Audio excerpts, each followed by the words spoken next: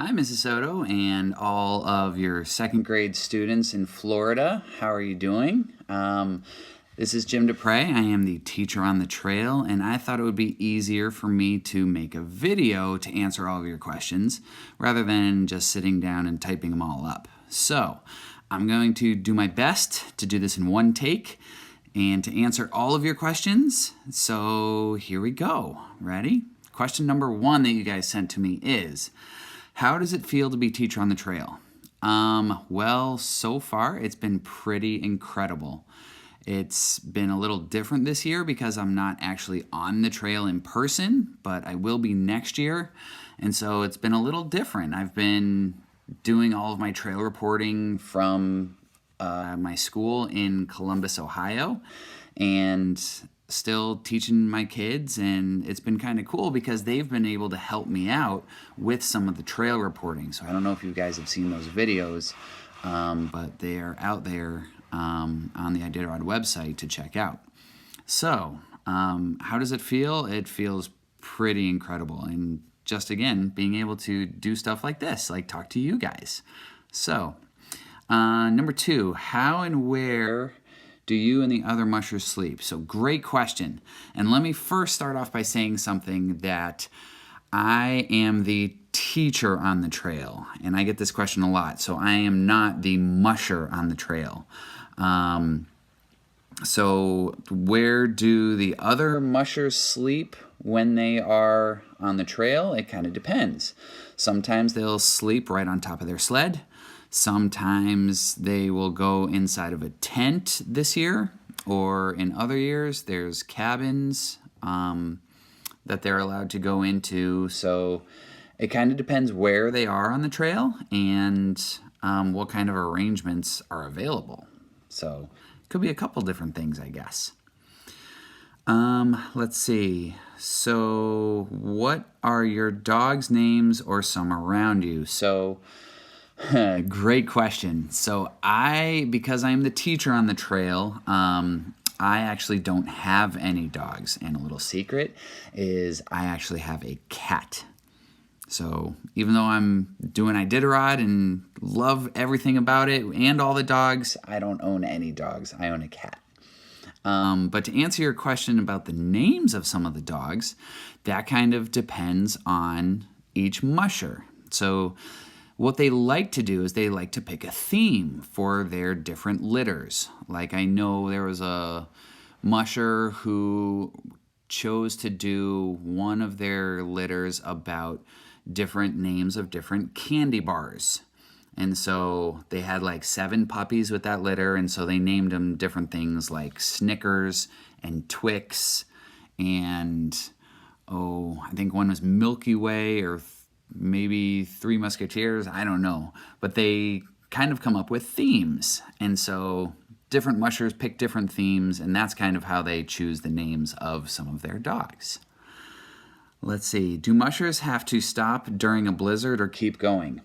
It kind of depends. So if there is a really, really bad blizzard, then and it's just too dangerous for the mushers to continue, what they might do is kind of stop everybody when they get to a checkpoint so that nobody continues racing while others had to stop to kind of keep it fair.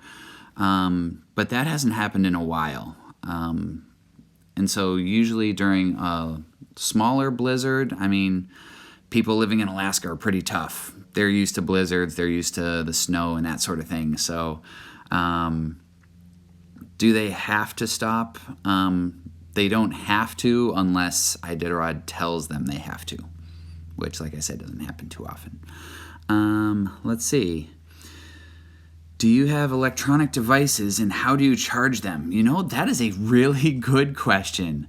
And I don't know the answer to that myself, especially this year because of all of the different things that they had to do with COVID. And actually at the beginning of the race, before the race even started, one of the more popular mushers, Allie Zirkle, had that same question herself. And so I don't know how they are doing that this year.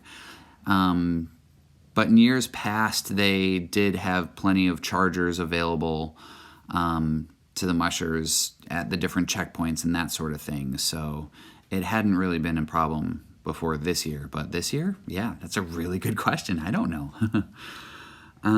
Let's see.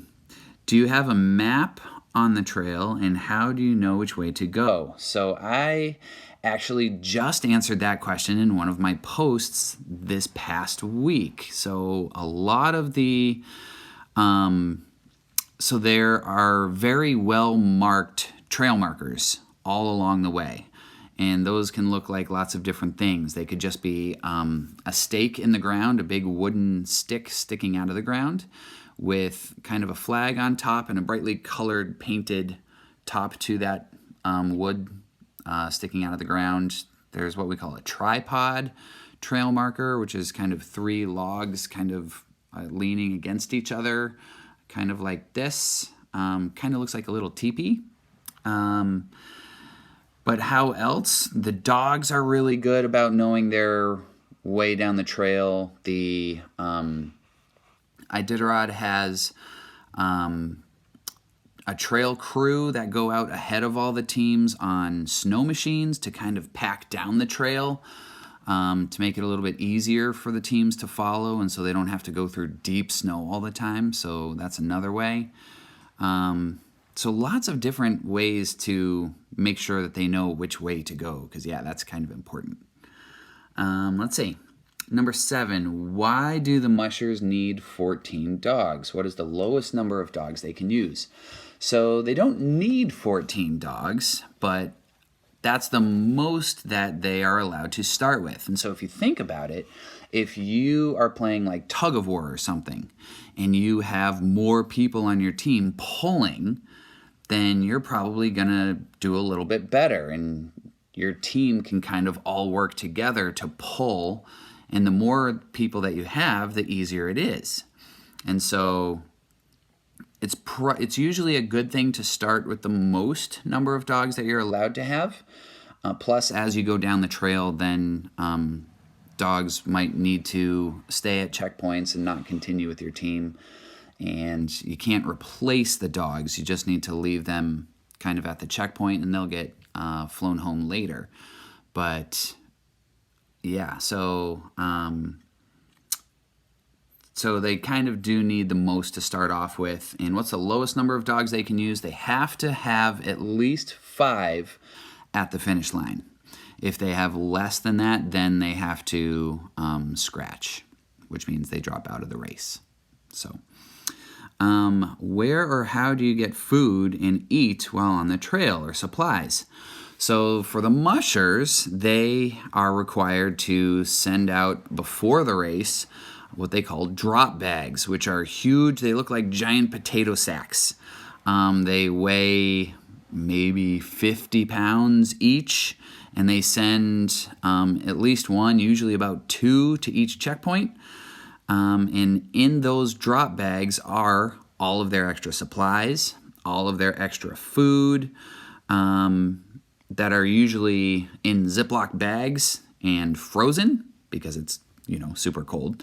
And then they're able to just kind of drop that frozen meal in their cooker and kind of warm it up. And it's kind of their version of a microwave. So that's kind of how they get their food on the trail. And then they're able to also take it in their sleds, if they don't get to finish everything at the checkpoint. So why does the trail have checkpoints?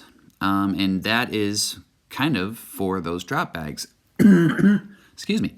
So they need to be able to get their food. They need to be able to get the dogs their food and everything. And those are all supplied in the drop bags. And so making sure that they have a place to do that every so often is really important, because the dogs go through tons and tons and tons of food over the course of this 1 or 2 week race. Okay. And so that's kind of an important thing and why they have checkpoints along the way.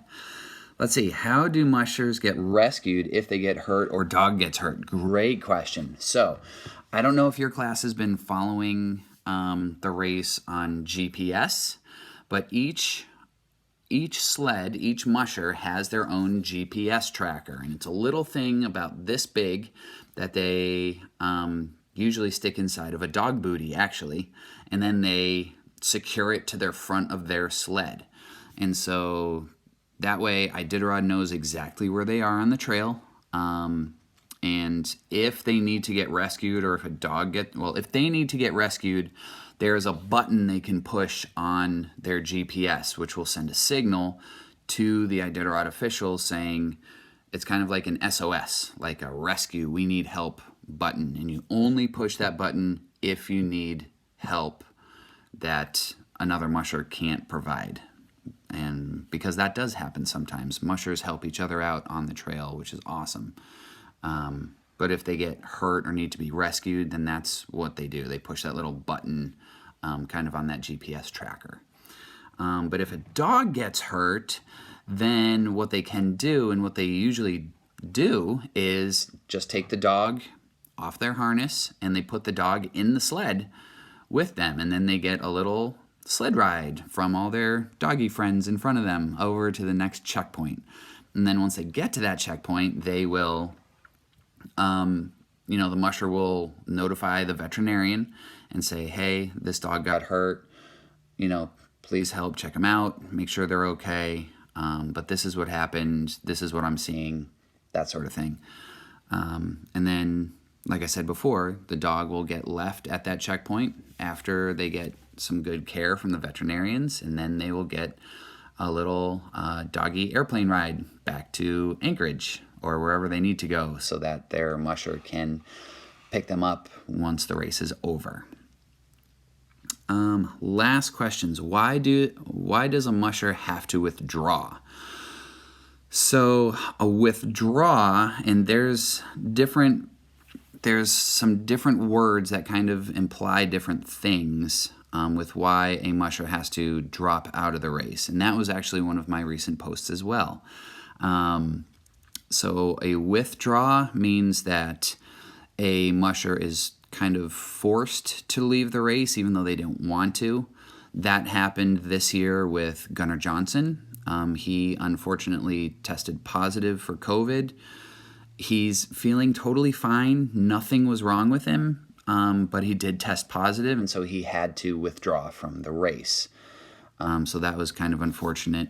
But then mushers scratch pretty frequently, and that happens because either their dogs aren't feeling good, or the musher themselves gets sick, not COVID sick, but just, like a regular cold type of thing, and then they're just miserable and they don't want to finish the race and that sort of thing. So there's lots of different reasons why mushers scratch, but usually it has to do with their teams, and you'll see on the website it'll say so-and-so scratches because of due to the best interest of their dog team, something like that. So but yeah, so you guys had a lot of really good questions. Thank you for sending me all of them. I hope this video is okay instead of me typing them. I thought it would be a little more fun for you. But yeah, if you have other questions, please feel free to let me know.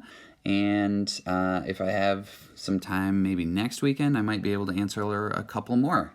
But definitely check out my posts online on Iditarod EDU. And you can see some of my students being the reporters each day. And because for the past week or so, I've been answering common questions, and a couple of yours came up. So check that out if you're interested. And I hope you guys enjoy the rest of the race. All right? Take care. Bye.